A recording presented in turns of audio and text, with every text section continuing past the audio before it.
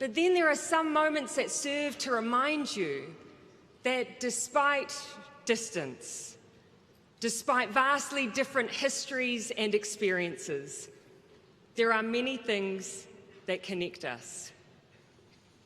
In June 1989, the Prime Minister of Pakistan stood on this spot and delivered the commencement address titled, "Democratic Nations Must Unite."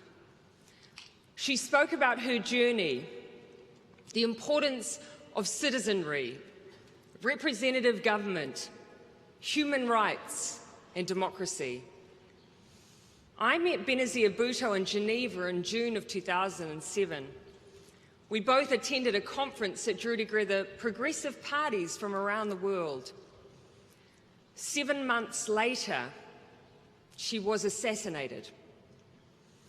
Now, there will be opinions and differing perspectives written about all of us as political leaders. Two things that history will not contest about Benazir Bhutto.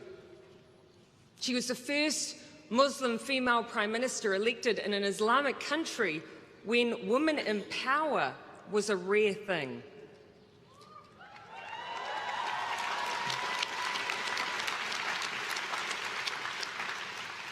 She was also the first to give birth in office.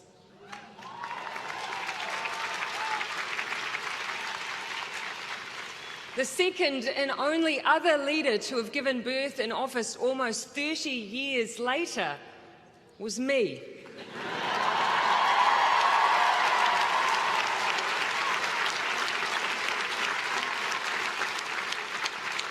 My daughter, Neve Tiaraha Ardern Gayford, was born on the 21st of June 2018, Benazir Bhutto's birthday. The path she carved as a woman feels as relevant today as it was decades ago. And so too is the message she shared here in this place. She said, partway through her speech in 1989, the following: "We must realise that democracy can be fragile." Now, I read those words as I sat in my office in Wellington, New Zealand, a world away from Pakistan. And while the reasons that gave rise to her words then were vastly different, they still ring true. Democracy can be fragile. This imperfect but precious way that we organise ourselves, that is being created to give equal voice to the weak and to the strong, that is designed to help drive consensus, it is fragile. For years, it feels as though we have assumed that the fragility of democracy was determined by duration, that somehow the strength of your democracy was like a marriage. The longer you'd been in it, the more likely it was to stick. But that takes so much for granted.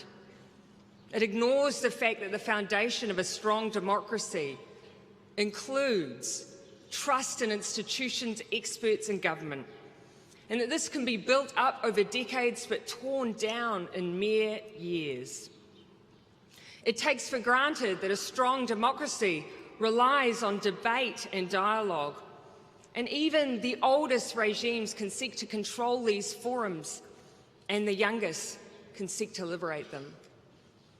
It ignores what happens when, regardless of how long your democracy has been tried and tested, when facts are turned into fiction and fiction turned into fact, you stop debating ideas and you start debating conspiracy.